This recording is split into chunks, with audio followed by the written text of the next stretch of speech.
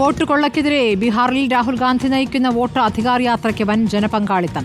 തെരഞ്ഞെടുപ്പ് കമ്മീഷനും ബിജെപിക്കും എതിരായ നിലപാട് കടുപ്പിക്കുകയാണ് ഇന്ത്യ മുന്നണി. നുഴഞ്ഞുകയറ്റക്കാരെ സംരക്ഷിക്കാനാണ് വോട്ട് അധികാർ യാത്രയെന്ന് ബിജെപി വിമർശിച്ചു. രാഹുൽ ഗാന്ധിയും തേജസ്വി യാദവും ബീഹാറിനെ അക്ഷരാർത്ഥത്തിൽ ഇളക്കിമറിക്കുകയാണ്. കുടുംബയിൽ നിന്ന് രാവിലെ വോട്ടർ അധികാർ യാത്ര ആരംഭിച്ചപ്പോൾ മുതൽ വൻ ജനപങ്കാളിത്തം. തെരഞ്ഞെടുപ്പ് കമ്മീഷനും ബിജെപിയും വോട്ടുകൊള്ള നടത്തിയെന്ന ആരോപണത്തിൽ ഉറച്ചുകൊണ്ടാണ് നേതാക്കളുടെ യാത്ര.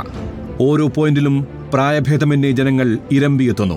വോട്ട് ചോരി എന്ന മുദ്രാവാക്യം ജനം ഏറ്റുവിളിക്കുന്ന രീതിയിലേക്ക് രണ്ടാം ദിവസം യാത്ര മാറി. ഗയിലേക്കുള്ള യാത്രയ്ക്കിടെ ദേവ് സൂര്യ ക്ഷേത്രത്തിൽ നേതാക്കൾ ദർശനം നടത്തി.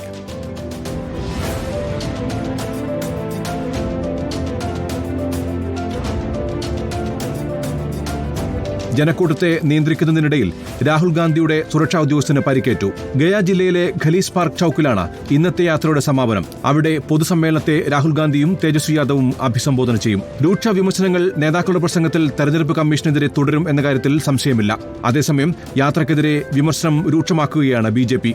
നുഴഞ്ഞുകയറ്റക്കാരെ സംരക്ഷിക്കാനാണ് വോട്ടർ അധികാർ യാത്രയെന്ന് അമിത് മാളവിയ ആരോപിച്ചു. ഓരോ ഗ്രാമങ്ങളിലും നൂറുകണക്കിന് ആളുകളാണ് രാഹുൽ ഗാന്ധിയും തേജസ്വി യാദവ് നയിക്കുന്ന വോട്ടർ അധികാർ യാത്ര കാണുന്നതിനും അതിന്റെ ഭാഗമാകുന്നതിനും വേണ്ടി റോഡ് സൈഡിലേക്ക് ഇറങ്ങി നിൽക്കുന്നത്. എല്ലാവരും യാത്രയെ ആശീർവദിക്കുന്നതിന് ഒപ്പം തന്നെ വോട്ട് ചോരി എന്ന മുദ്രാവാക്യം ഉയർത്തി വിളിക്കുകയും ചെയ്യുന്നു.